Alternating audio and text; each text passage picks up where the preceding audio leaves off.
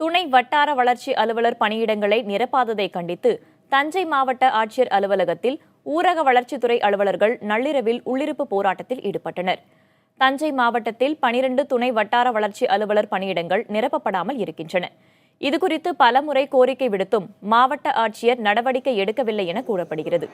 இதனால் ஊரக வளர்ச்சித்துறை அலுவலர்கள் 100க்கும் மேற்பட்டோர் தஞ்சை மாவட்ட ஆட்சியர் அலுவலகத்தை நள்ளிரவில் முற்றுகையிட்டனர்.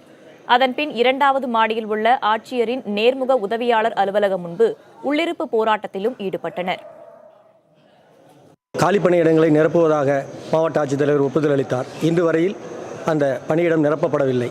தற்போது உள்ளாட்சி தேர்தல் வருகிற நிலையில் ஒரே அலுவலகத்தில் 2 துணை வட்டார வளர்ச்சி பணியிடங்களும் காலியாக உள்ளது. இதில் நிரப்புவதில் என்ன சிரமம் என்று எங்களுக்கு தெரியவில்லை.